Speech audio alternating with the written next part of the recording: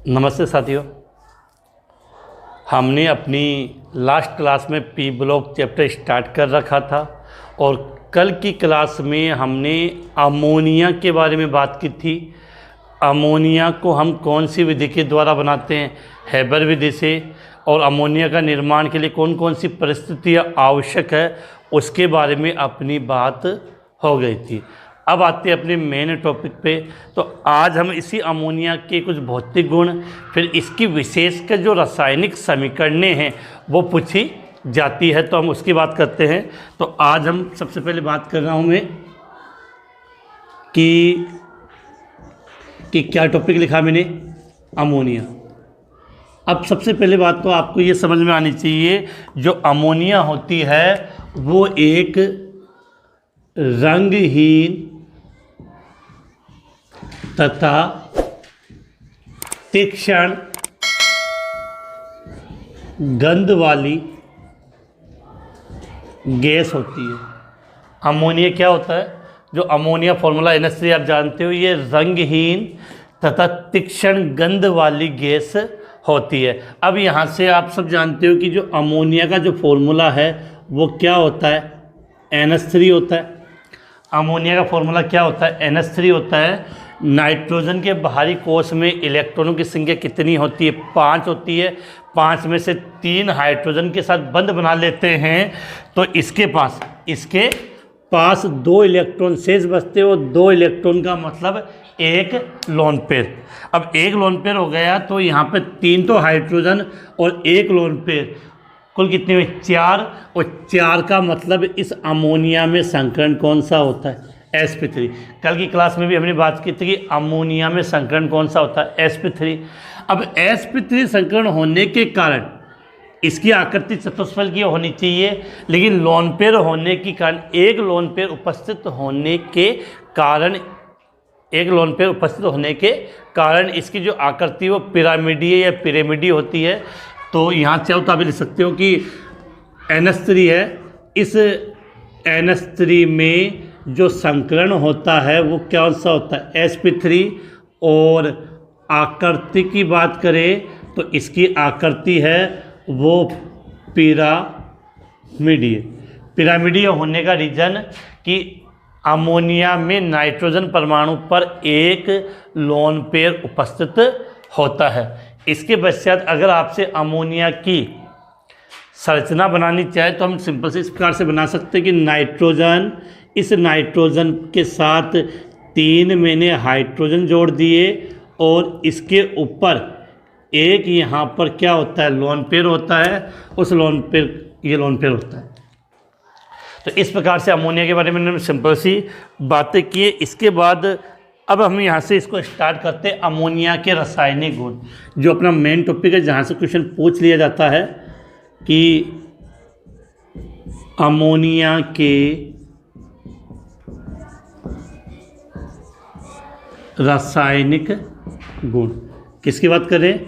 Ammonia के रासायनिक गुण की बात करें तो अमोनिया के रासायनिक गुण की बात करें तो आपके लिए एक विशेष बता दूं कि जो अमोनिया होता है वो जल में अत्यधिक विलय होता है। अमोनिया जल में अत्यधिक विलय होता है और जल में घुलकर अमोनियम हाइड्रोक्साइड बनाता है, जिसकी प्रकृति क्षारीय होती है। अर्थात क्वेश्चन ध्यान रखना, अमोनिया का जलीय विलयन क्या होता है? क्षारीय होता है। तो इसके लिए हम इस प्रकार से लिख सकते हैं कि अमोनिया जल में अत्यधिक विलय होता है तथा अमोनियम का मतलब NH4, हाइड्रोक्साइड का मतलब OH, अमोनियम हाइड्रोक्साइड बनाता है, जिसकी प्रकृति क्षारीय होती है। या कह सकते हो कि अमोनिया का जो जलीय विलयन है वो क्या होता है? क्षारीय होता है। कि अमोनिया जल में अत्यधिक विलय होता है तथा NH4OH बनाता है जिसकी प्रकृति क्षारीय होती है, तथा अमोनिया को जब जल में घोलोगे तो उसकी प्रकृति क्या होगी, क्षारीय होती है। अगर रिएक्शन समझना चाहो तो सिंपल सी, कोई विशेष बात नहीं है। रिएक्शन को मैं यहाँ पे लिख दूँ आपके कि NH3+H2, तो अमोनिया को किस में मैंने मिलाया, जल में। जब जल में मिलाएंगे तो कंपाउंड बनता है NH4OH, अमोनियम हाइड्रोक्साइड बन गया। और ये अमोनियम हाइड्रोक्साइड क्या बनेगा, NH4+ और OH-। तो OH- होने के कारण इसकी प्रकृति कैसी होती है, क्षारीय होती है। OH- होने के कारण इसकी प्रकृति क्षारीय होती है। आप इसका एक बार स्क्रीनशॉट ले लें, फिर हम आगे बात करते हैं।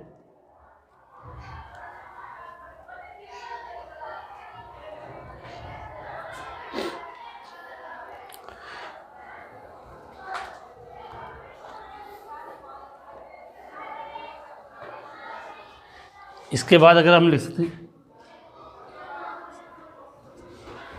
आगे लिखें, तो आगे हम ये लिख लेंगे कि दुर्बल क्षार के रूप में। चलो पहले इसको मिटा दे, तो आप स्क्रीनशॉट ले लें, फिर ऊपर से लिख लेंगे, पूरे बोर्ड की आवश्यकता होगी हमें।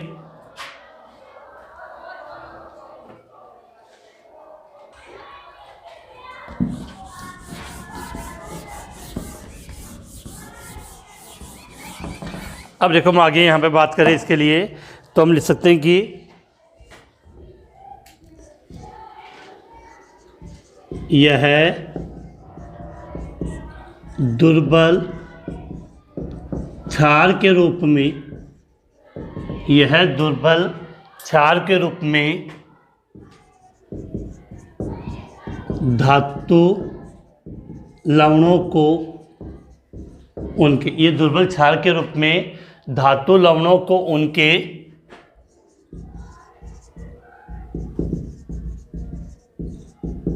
हाइड्रोक्साइडों में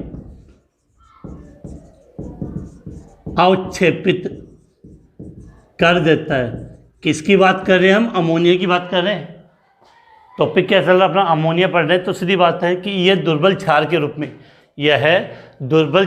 रूप में, धातु लवणों को उनके हाइड्रोक्साइडों में अवक्षेपित कर देता है। अब यहाँ से मैं आपको विशेष बात बता दूँ कि हमें याद क्या रखना है कि यहाँ पर इस अमोनिया की क्रिया में एक बार तो कराऊंगा जिंक के साथ और एक बार अपने आयरन के साथ। ये दोनों रिएक्शन इंपॉर्टेंट है। समीकरण देख के उत्पाद पूछ लिया जाता है। फिर से रिपीट कर रहा हूँ, समीकरण देख के क्या पूछ लिया जाता है, उत्पाद पूछ लिया जाता है। तो दोनों रिएक्शन इंपॉर्टेंट और एग्जाम में आई हुई भी है। तो मैं यहाँ लिख देता हूँ कि सबसे पहले हमने क्या किया कि ये लिया अमोनिया, ठीक है। अब आपको सीधी बात है कि अमोनिया की जब क्रिया कराएंगे तो अमोनिया का जलीय विलयन होगा, और जलीय विलयन का मतलब अमोनिया को जल में घोलेंगे, और जल में घोलेंगे तो अमोनियम हाइड्रोक्साइड बनेगा। तो यहाँ जो अमोनिया की क्रिया होगी वो किस रूप में होगी, अमोनियम हाइड्रोक्साइड के रूप में। तो इसकी अगर रिएक्शन को हमें लिखना है तो आप यहाँ से पूरा शो कर लेंगे रिएक्शन को कि सबसे पहले अमोनिया था, उसको आपने जल में विलय किया तो आपका क्या बन गया, अमोनियम हाइड्रोक्साइड। अब आपने क्या किया कि जिंक सल्फेट, यहाँ लिख रहा हूँ जिंक सल्फेट, ZnSO4 की क्रिया आपने किससे करवाई, अमोनियम हाइड्रोक्साइड से। तो आपका जो कंपाउंड बनता है वो बनेगा एक तो क्या, zinc hydroxide plus ammonium sulphate. अब 2 आए तो इसके आगे कितना लगा दिया, 2। और जो जिंक हाइड्रोक्साइड बनता है वो श्वेत रंग का अवक्षेप देता है। कैसे रंग का अवक्षेप देता है, श्वेत रंग का अवक्षेप देता है। इसके बाद अगर हम आगे बात करें कि अगली धातु लवण के रूप में लिया मैंने फेरिक क्लोराइड FeCl3, इसकी क्रिया मैंने करवा दी अमोनियम हाइड्रोक्साइड के साथ। तो क्या बनेगा आपका FeOH होल ट्राइस प्लस अमोनियम के साथ Cl जुड़ जाएगा तो NH4Cl। इसके लिए मैंने यहाँ क्या किया है कि बैलेंस यहाँ 2 लिखा, यहाँ 6, तो Fe कितने हो गए 2 और ये कितना हो गया 6। ये रिएक्शन हो गया, फेरिक हाइड्रोक्साइड बन गया। और ये जो फेरिक हाइड्रोक्साइड होता है वो बाद में Fe2O3.XH2O में परिवर्तित हो जाता है, जो लाल भूरे रंग का अवक्षेप होता है। क्या होता है? लाल भूरे रंग का अवक्षेप होता है। दोनों रिएक्शन कैसे याद करनी है वो मैं आपको यहाँ एकदम डिटेल से समझाऊंगा, जो समझनी है। तो मैं फिर से बात करूं कि दुर्बल क्षार, अमोनिया का जो जलीय विलयन होगा वो दुर्बल क्षार की बात व्यवहार करेगा, और उसकी क्रिया जब हम धातु लवणों के साथ करवाते हैं तो वो उन्हें हाइड्रोक्साइड में अवक्षेपित कर देता है। किस में अवक्षेपित कर देता है? हाइड्रोक्साइड में अवक्षेपित कर। तो अब यहाँ से आपको एक विशेष बात सुननी कि पहली बात तो एग्जाम में क्वेश्चन कैसे पूछा जाता है। दोनों रिएक्शन आपके लिए इम्पोर्टेंट है, और यहाँ से बोर्ड एग्जाम में क्वेश्चन आ जाता है। ज़्यादातर क्वेश्चन तो ये आएगा कि इन दोनों की क्रिया लिखकर आपको उत्पाद पूछ लिया जाएगा। क्या पूछ लिया जाएगा? उत्पाद क्या बनेगा। अभिक्रिया आपको ही इक्वल करनी है, बैलेंस करनी है, ऑटोमेटिक वहाँ नहीं मिलेगी। पहली बात तो आपके माइंड में क्या थी कि ये लाइन पकड़ो, अमोनिया दुर्बल क्षार के रूप में। अब दुर्बल क्षार के रूप में मतलब अमोनिया को आपने जल में घोला तो क्या बनाया? अमोनियम हाइड्रोक्साइड बन गया। अमोनियम हाइड्रोक्साइड बन गया। अब याद करना है, अमोनियम हाइड्रोक्साइड क्या करेगा? धातु लवणों को उनके हाइड्रोक्साइड में कन्वर्ट कर देगा। मतलब जो भी धातु लवण है, अब धातु लवण किसी भी रूप में हो सकते हैं, जो धातु लवण होंगे वो उसको किस में कन्वर्ट करेगा? हाइड्रोक्साइड में अवक्षेपित करेगा। इसका मतलब धातु हाइड्रोक्साइड बनाएगा। धातु के साथ क्या जुड़ेगा? हाइड्रोक्साइड। अब मैंने क्या किया, देखो, जिंक सल्फेट, जिंक सल्फेट की क्रिया अमोनियम हाइड्रोक्साइड के साथ करवाई। तो मैं अभी तो कह रहा हूं कि क्या बनेगा आपका? बनेगा क्या आपका? धातु हाइड्रोक्साइड बनेगा। तो इस जिंक के साथ क्या जुड़ेगा? हाइड्रोक्साइड। आप सब जानते हो कि Zn की संयोजकता +2 होती है, तो Zn के साथ कितने OH जुड़ गए? ZnOH2। और ये जो जिंक हाइड्रोक्साइड बना, ये कैसे रंग का होता है? सफेद रंग का होता है। इसके बाद देखो, आपका अमोनियम बच गया। अमोनियम के साथ क्या जुड़ जाएगा? सल्फेट। अमोनियम के साथ क्या जुड़ जाएगा? सल्फेट। तो अमोनियम सल्फेट। अब इतनी तो उम्मीद करता हूँ कि आप 12th क्लास में पढ़ते हो तो इनकी संयोजकता कैसे होती है। ये कुछ चीज़ें आप यहाँ याद कर लेना कि जो NH4 होता है वो प्लस होता है, उस पर आवेश 1 होता है। सल्फेट SO4 पे कितना होता है? 2 होता है। इसके वजह से OH पे -1 होता है। जिंक होता है वो मुख्यतः +2 होता है। तो अब इतना तो समझ जाओगे।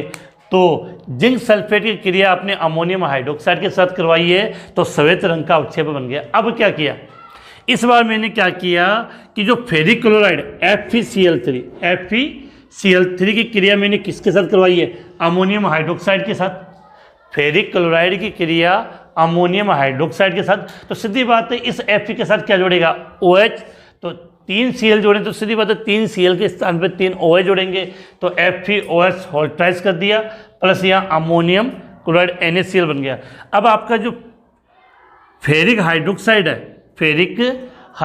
है, ये आगे Fe2O3 फेरिक ऑक्साइड .XH2 इस कंपाउंड में परिवर्तित हो जाता है, जो लाल भूरे रंग का अवक्षेप है। इस प्रकार क्वेश्चन जब बोर्ड एग्जाम में अपने चैप्टर से पूछे जाते हैं तो क्वेश्चन आपका ऐसे आएगा कि आपको ये समीकरणें लिखी हुई मिलेगी और हमें किसकी पहचान करनी है? उत्पाद की पहचान करनी है। इतनी सी बात है। अब आप इसका स्क्रीनशॉट ले लें, इसको नोट कर लें, फिर हम आप आगे बात करते हैं। तो उम्मीद है आपने इसका स्क्रीनशॉट ले लिया होगा।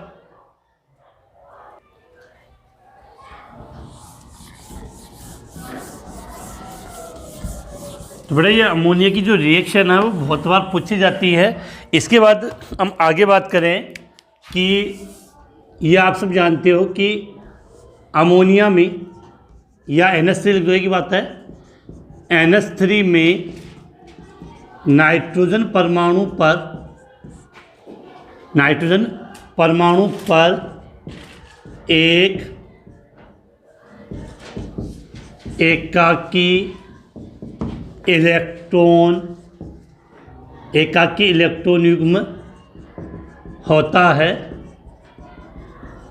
जिसके कारण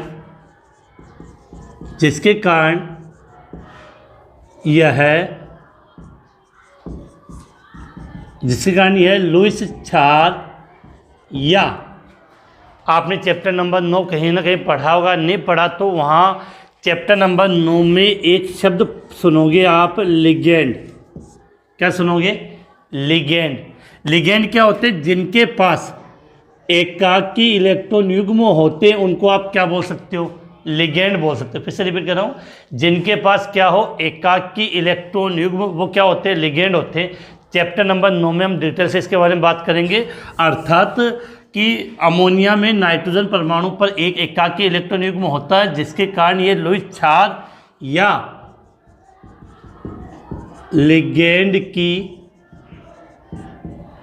भांति व्यवहार करता है। क्या लिखा है? अमोनिया में नाइट्रोजन परमाणु पर एक एकाकी इलेक्ट्रॉन युग्म होता है, जिसके कारण ये लुईस क्षार या क्या बोल सकते हैं? लिगेंड की भांति व्यवहार करता है, जिससे ये Cu प्लस तथा Cu2 प्लस तथा Hg प्लस धातु आयनों के साथ क्रिया करके, धातु आयनों के साथ क्रिया करके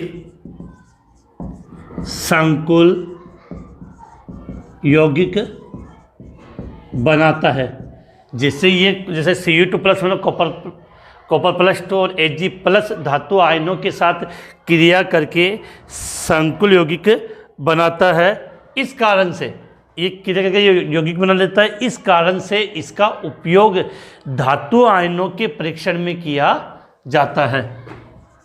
अतः इसका उपयोग धातु आयनों के परीक्षण में किया जाता है। मतलब धातु आयनों के टेस्ट में इनका प्रयोग कर सकते हैं। अब देखो रिएक्शन कैसे समझें। जैसे हमने यहाँ लिखा Cu2 प्लस, फिर से एक बार रिपीट समझा। तो कहने का मतलब क्या है कि जब अमोनिया की क्रिया धातु आयनों के लवणों के साथ करवाते हैं तो एक संकुल यौगिक बनाएगा, और इन संकुल यौगिकों का विशेष रंग होने के कारण संकुल यौगिक चैप्टर नंबर 9 में आएगा। इन संकुल यौगिकों का विशेष रंग होने के कारण हम इनकी पहचान कर सकते हैं, और पहचान करने के कारण इसका उपयोग किस में हो गया? धातु आयनों के परिरक्षण में। जैसे अगर कॉपर आयन के साथ अगर मैंने अमोनिया की क्रिया करवा दी तो एक नीले रंग का संकुल यौगिक प्राप्त होता है, जिससे मुझे ये पता चल जाता है कि इसमें कॉपर है या नहीं है। तो क्या किया? Cu2 प्लस की क्रिया मैंने किससे करवा दी? अमोनिया के मैंने यहाँ पे 4 अणु लिए, तो एक कंपाउंड बनता है CuNH3 4 कोष्टक बंद 2 प्लस। ये कैसे रंग का होता है? नीले रंग का। इसी प्रकार एक चीज़ और समझते हैं कि जैसे Hg प्लस है, उसकी क्रिया Cl माइनस से होती है तो HgCl बनता है। और ध्यान रखना, चैप्टर नंबर आपने 10 में पढ़ा होगा कि HgCl सिल्वर क्लोराइड का जो अवक्षेप होता है वो कैसे रंग का होता है? श्वेत रंग का होता है। अब क्या किया हमने कि इस HgCl की क्रिया किससे करवा दी? अमोनिया से। HgCl की क्रिया किससे करवा दी? अमोनिया से करवा दी। तो एक संकुल यौगिक बनेगा AgNH3 कोष्टक बंद और Cl माइनस। ये क्या होता है? रंगहीन होता है। क्या होता है? रंगहीन होता है। अब यहाँ से मैं कुछ चीज़ें आपको समझाना चाहूँगा, वो समझने की कोशिश करना। प्रश्न सीधा आ जाएगा कि अमोनिया की क्रिया Cu2 प्लस आयन के साथ कॉपर आयन के साथ करवाइए या अमोनिया की क्रिया Ag प्लस आयन के साथ करिए। पता क्या है कि पर्टिकुलर विशेष पॉइंट यहाँ ये बनता है कि जब अमोनिया इन आयनों के साथ क्रिया करेगा तो पर्टिकुलर रंग का कोई कंपाउंड बनाएगा। जैसे कॉपर के साथ क्रिया करवाई तो ये नीले रंग का संकुल यौगिक बनाया, और सिल्वर के लिए विशेष बात है कि AgCl जो श्वेत रंग का अवक्षेप होता है, कैसा? श्वेत रंग का अवक्षेप होता है। अगर उसकी क्रिया अमोनिया के साथ करवा दी तो वो रंगहीन हो जाएगा। इन चीज़ों की सहायता से हम ये पता लगा सकते हैं कि यहाँ पर कौन सी धातु उपस्थित है। तो ये ध्यान रखें, इसका आप स्क्रीनशॉट ले लें और इस प्रकार की जो रिएक्शन है, ये जो मैंने फिर से रिपीट कर रहा हूँ, ये इस प्रकार की जो रिएक्शन है वो अपने एग्ज़ाम में बहुत बार पूछी जाती है। तो इनको आपको याद करना है, इनका स्क्रीनशॉट ले लें।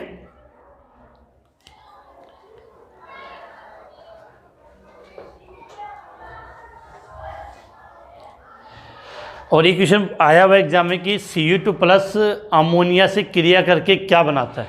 Cu2 प्लस अमोनिया से क्रिया करके क्या बनाता है। तो आप इसका स्क्रीनशॉट लें, फिर हम आगे बात करें।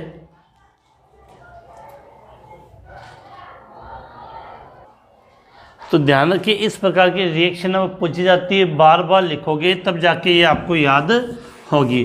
तो ये तो बात रही अपनी अमोनिया की। मैंने इस चैप्टर में ज़्यादा फालतू की बातें नहीं की, जो इम्पोर्टेंट थे, जहाँ से अपने एग्जाम में क्वेश्चन पूछे जाते हैं, उसी की मैं यहाँ पे बात की है। इसके बाद आपका नेक्स्ट आता है नाइट्रोजन के ऑक्साइड। तो नाइट्रोजन के ऑक्साइड को तो अपने सिलेबस से इस साल के लिए हटा दिया गया, तो मैं उसकी बात नहीं कर रहा। नाइट्रोजन के ऑक्साइड हटा दिए।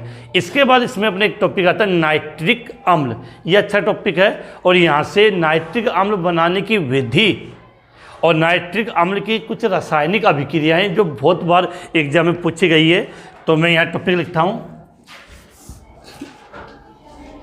क्या लिखा है, नाइट्रिक अम्ल। क्या लिखा है, नाइट्रिक अम्ल। और नाइट्रिक अम्ल का जो फॉर्मूला आप सब जानते होंगे, क्या होता है, HNO3 होता है।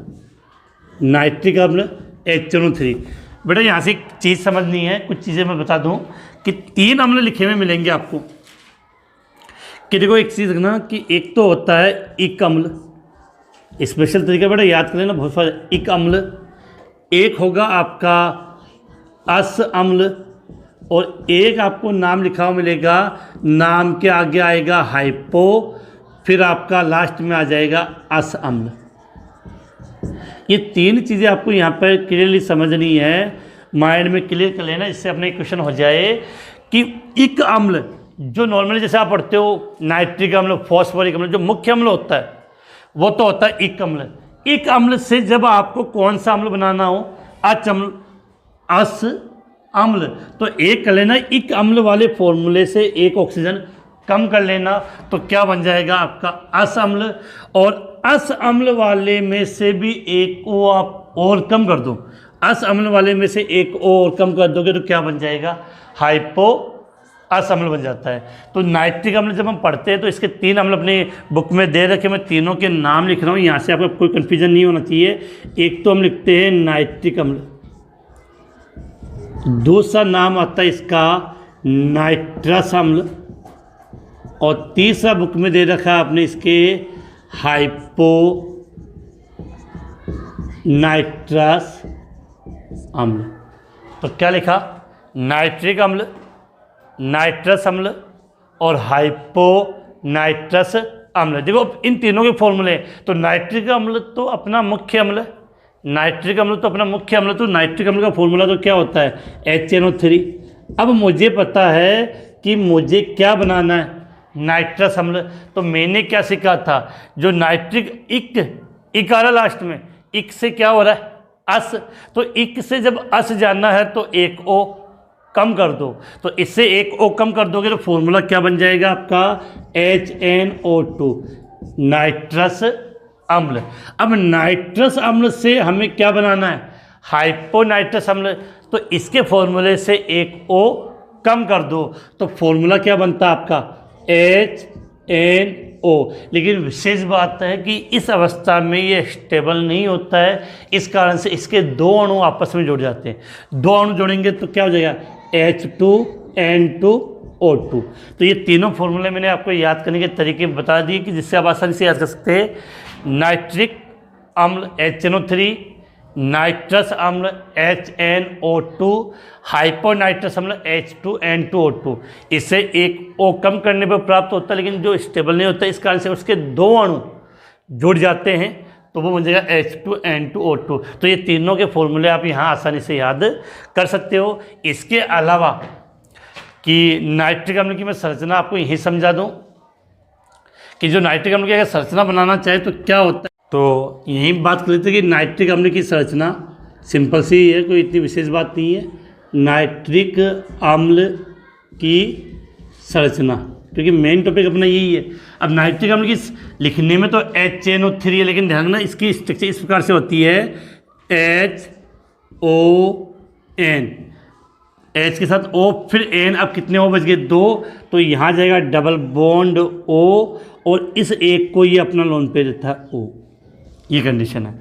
तो नाइट्रिक अम्ल की स्ट्रक्चर इस प्रकार से होती है कि नाइट्रोजन, तो नाइट्रोजन से जुड़ा होगा OH, एक तो ये अलग हो गया।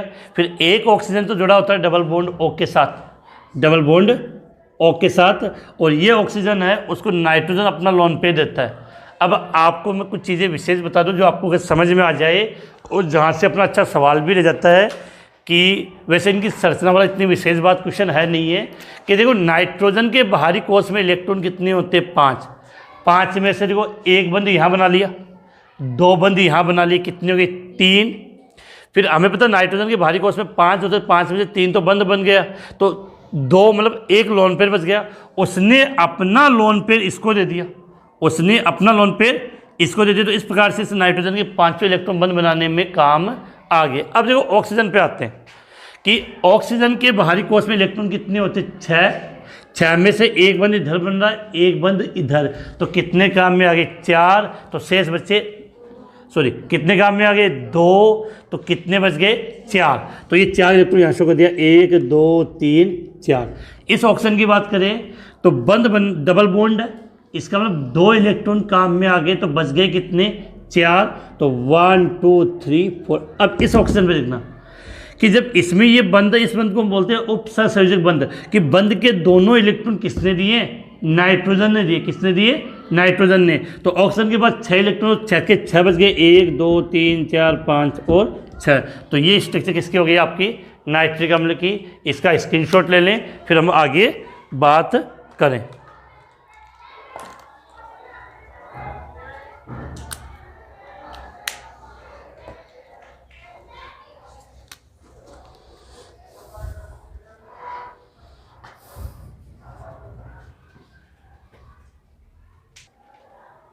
अब हम आगे बात करें तो ये तो था नाइट्रिक अम्ल के फॉर्मूले, उनकी संरचना।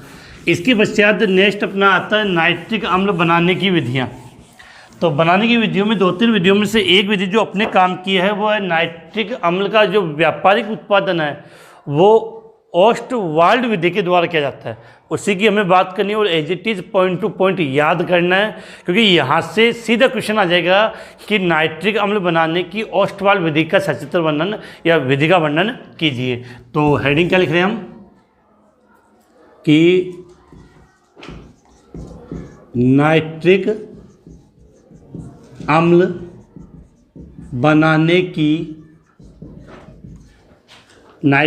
बनाने की ओस्टवाल्ड विधि। क्या लिखा है? नाइट्रिक अम्ल बनाने की कौन सी विधि? ओस्टवाल्ड विधि। तो पहली बात तो आपको यहाँ पे ये रखनी है कि नाइट्रिक अम्ल का जो व्यापारिक उत्पादन किया जाता है, नाइट्रिक अम्ल का जो व्यापारिक उत्पादन किया जाता है, नाइट्रिक अम्ल का जो व्यापारिक उत्पादन किया जाता है वो कौन सी विधि से होता है? ओस्टवाल्ड। जैसे आपने याद किया कि अमोनिया का निर्माण, किसका? अमोनिया का निर्माण हम कौन सी विधि से करते हैं? हैबर विधि से। उसी प्रकार नाइट्रिक अम्ल का निर्माण कौन सी विधि से होता है? ओस्टवाल्ड विधि से होता है। तो यहाँ से हम लिख सकते हैं कि नाइट्रिक अम्ल का, क्या लिखा है? नाइट्रिक अम्ल का औद्योगिक उत्पादन, नाइट्रिक अम्ल का औद्योगिक उत्पादन ओस्टवाल्ड विधि से, नाइट्रिक अम्ल का औद्योगिक उत्पादन या व्यापारिक उत्पादन ओस्टवाल्ड विधि से किया जाता है। इस विधि में अमोनिया का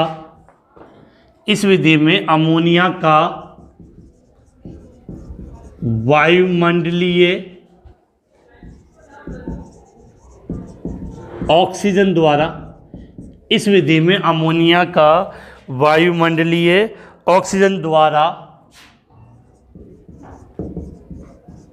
उत्प्रेरकीय ऑक्सीकरण किया जाता है। तो फिर से बात करें, नाइट्रिक अम्ल का जो औद्योगिक उत्पादन है वो कौन सी विधि से, ओस्टवाल्ड विधि से किया जाता है।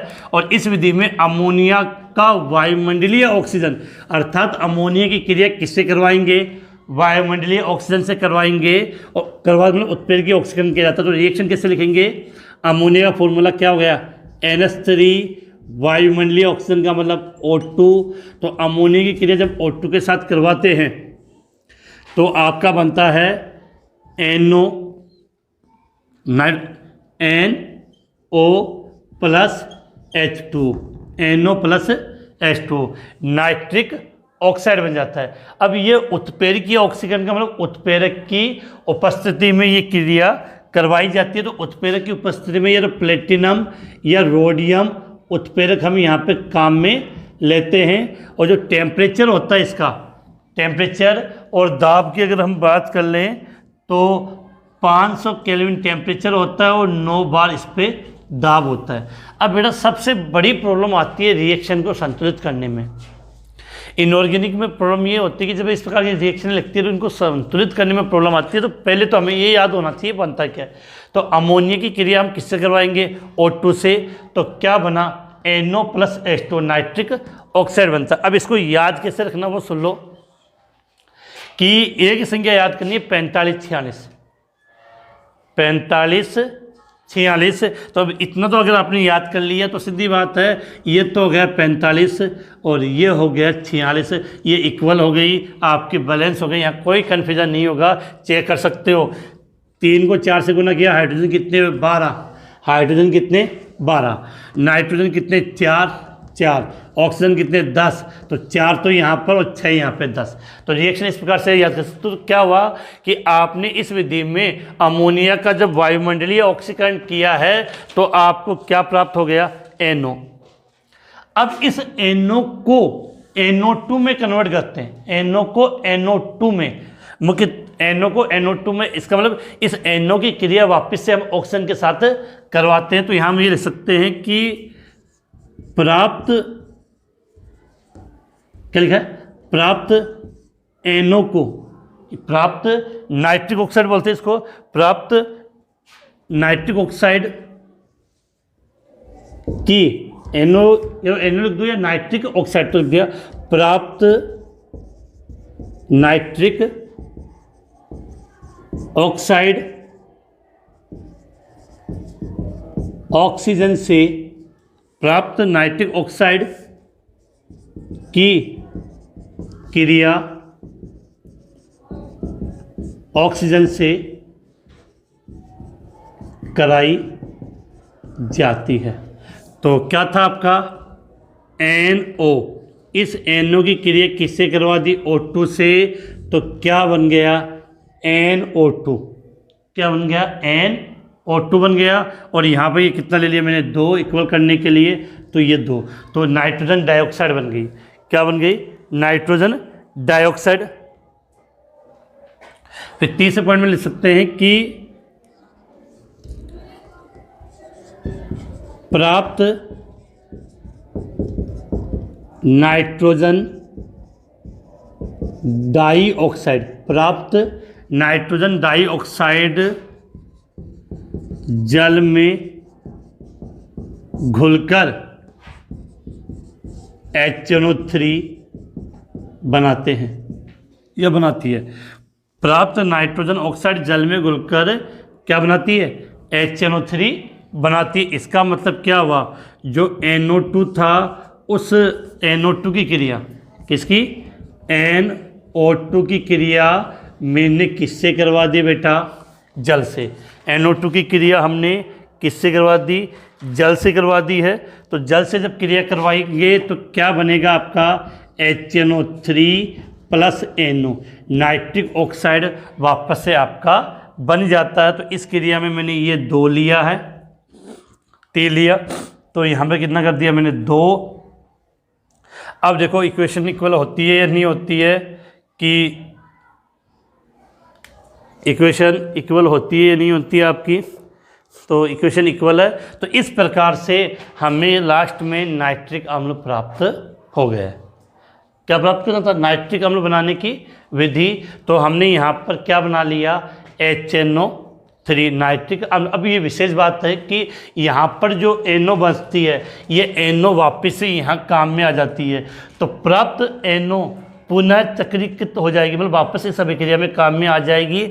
और इस अभिक्रिया से जो नाइट्रिक अम्ल प्राप्त होता है वो लगभग 68% वाला होता है, क्योंकि यहाँ HNO3 का हमें जलीय विलीन प्राप्त होगा, उसका आप आसवन करोगे तो हमें 68% द्रव्यमान वाली HNO3 प्राप्त होगी।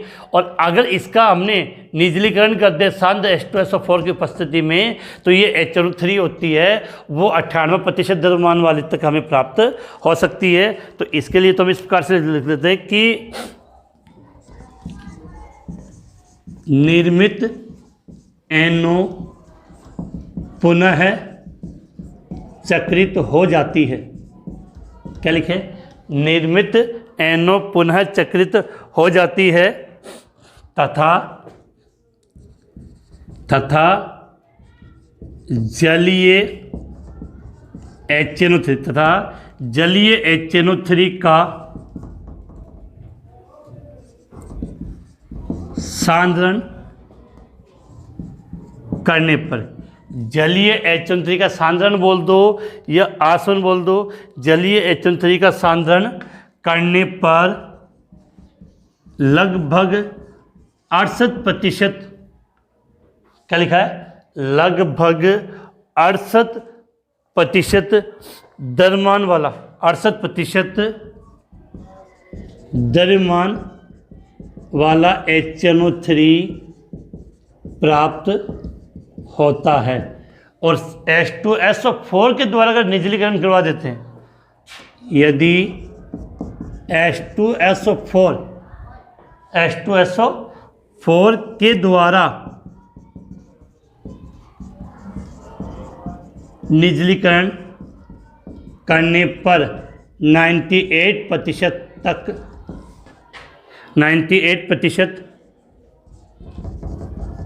द्रव्यमान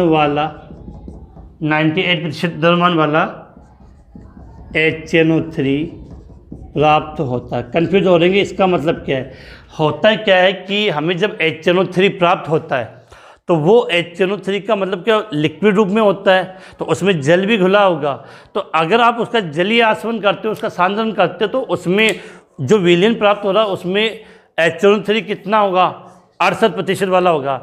लेकिन अगर आपने उसका सांद्र H2SO4 के द्वारा निर्जलीकरण किया है, तब आपको 98% तक वाला HNO3 प्राप्त हो जाता है। आप इसका स्क्रीनशॉट ले लें, फिर मैं एक बार फिर से इसको रिपीट कर दूंगा। इम्पोर्टेंट रिएक्शन है, एग्जाम में ऐसे मान लो छप सकती है बिल्कुल, तो कोई कन्फ्यूजन ना हो, दिमाग में अपने को छापनी है ये। तो आपने इसका स्क्रीनशॉट ले लिया होगा। अब आगे बात करें इस मामले में। अब देखो अपने को यहाँ याद क्या रखना है, वो भी चीज़ें मैं आपको रिपीट कर दूँ। सबसे पहले बात तो कि नाइट्रिक अम्ल बनाने की सबसे महत्वपूर्ण विधि का नाम क्या है? ओस्टवाल्ड विधि है। मतलब नाइट्रिक अम्ल मुख्यतः इसी विधि के द्वारा बनाया जाता है। इस विधि में क्या करते हैं? अमोनिया मतलब NH3, अमोनिया का वायुमंडलीय ऑक्सीजन द्वारा उसका उत्प्रेरकीय ऑक्सीकरण किया जाता है। अब ये तीनों रिएक्शन याद होनी चाहिए आपको। सीधी सी बात एक ही है कि जब हमें लिख कर आनी है तो 4NH3 अमोनिया की क्रिया हमने किससे करवाई? O2 से। देखो याद कैसे रखना स्टेप। सबसे पहले हमने क्या किया? अमोनिया की क्रिया O2 से करवाई, तो बना क्या? NO प्लस जल बना। उत्प्रेरक प्लेटिनम या रोडियम 500 केल्विन ताप और 9 बार दाब होता है। अब रिएक्शन तो आप ये लिख लोगे, रिएक्शन लिखने के बाद प्रॉब्लम आएगी इसको संतुलित करने में, तो याद था 45-46 लिख के आ जाओगे तो आसानी से आपको ये याद हो जाएगा। दूसरे पद में क्या था? जो NO बना आपका, क्या बना? NO। ये NO वापिस से O2 के साथ क्रिया करेगा। नाइट्रोजन डाइऑक्साइड, एक ऑक्सीजन और बढ़ा दो, इसको आप चाहो तो नाइट्रोजन मोनोऑक्साइड भी बोल सकते हैं, लेकिन नॉर्मली हम नाइट्रिक ऑक्साइड बोल देते हैं। तो जो नाइट्रोजन मोनोऑक्साइड या नाइट्रिक ऑक्साइड है वो ऑक्सीजन के साथ क्रिया करेगा और क्या बनाएगा, NO2, नाइट्रोजन डाइऑक्साइड बन गया। अब इस नाइट्रोजन डाइऑक्साइड को हमने क्या कर दिया, जल में विलय कर दिया। नाइट्रोजन डाइऑक्साइड को जैसे हम जल में घोलेंगे तो हमें क्या प्राप्त हो जाएगा, आपका HNO3 नाइट्रिक अम्ल प्राप्त हो जाता है। तो ये नाइट्रिक अम्ल बनाने की सबसे महत्वपूर्ण विधि क्या थी, आपकी ओस्टवाल्ड विधि। अब इसमें आपको बता दूं कि विशेष बात ये कि जो पी ब्लॉक है, कि पी ब्लॉक में सबसे बड़ा कन्फ्यूजन ये होता है कि टॉपिक इस प्रकार का होता है कि पढ़ने में प्रॉब्लम आती है। तो इसलिए मैंने कहा कि जो छोटे छोटे क्वेश्चन अब यहाँ से क्वेश्चन बन जाता है कि नाइट्रिक अम्ल बनाने की ओस्टवाल्ड विधि का वर्णन कीजिए या अमोनिया बनाने की हेबर विधि का वर्णन कीजिए। और इसमें तो विशेषकर ये जो रिएक्शन है अभी अगले वाले वर्ग में हम पढ़ेंगे, तो वहाँ पर सल्फ्यूरिक अम्ल, कौन सा अम्ल, सल्फ्यूरिक अम्ल बनाने की विधि होती है संपर्क विधि। कौन सी विधि होती है, संपर्क विधि। हम एक बार थोड़ा सा रिपीट कर रहा हूँ, ये चीज़ बिल्कुल क्लियर होनी चाहिए कि माइंड में एकदम, कि अगर अमोनिया बनाना है, क्या बनाना है, 3 पदार्थ है, वो तीनों के लिए विधियों के नाम तो अपने मुंह जबानी याद होने चाहिए। कि अगर हमें अमोनिया बनाना है तो अमोनिया बनाने की विधि को तो हम बोलते हैं हेबर विधि, होबर विधि, जो आप बोलना चाहो। दूसरा, अगर आपको नाइट्रिक अम्ल बनाना है, क्या बनाना है, नाइट्रिक अम्ल, तो नाइट्रिक अम्ल बनाने की विधि को आप बोलते हो ओस्टवाल्ड विधि। क्या बोलते हो, ओस्टवाल्ड विधि। और एक हम पढ़ेंगे इसके अंदर H2SO4 सल्फ्यूरिक अम्ल, रसायनों का राजा कहते हैं सल्फ्यूरिक अम्ल। तो H2SO4 सल्फ्यूरिक अम्ल रसायनों का राजा, इसको बनाने की विधि का नाम क्या होता है, संपर्क विधि। तो बेटा आपसे एक क्वेश्चन पूछ रहा हूँ, कमेंट्स में बता देना कि अगर इसको रसायनों का क्या बोलते हैं, रसायनों का राजा कहते हैं, तो रसायनों की रानी कौन है। अगर पता हो तो कमेंट्स में बता देना कि रसायनों की रानी कौन है, मुझे मत पूछना बस। तो ये तीनों विधियां नाम से याद होनी चाहिए, किसको बनाने की कौन सी विधि है। अमोनिया बनाने की महत्वपूर्ण विधि हेबर है, HNO3 बनाने की महत्वपूर्ण विधि ओस्टवाल्ड विधि, और H2SO4 बनाने की महत्वपूर्ण विधि संपर्क विधि है। क्योंकि इस बार अपने ऑब्जेक्टिव टाइप क्वेश्चन आएंगे तो अबस सद्दा वाले होंगे, तो सीधा क्वेश्चन पूछ सकते हैं कि H2SO4 बनाने की महत्वपूर्ण विधि या व्यापारिक विधि कौन सी होती है, संपर्क विधि होती है। इसी के साथ आज की हम ये ऑनलाइन क्लास यहीं समाप्त करते हैं। फिर मिलेंगे, कल मिलेंगे इसी टाइम पे।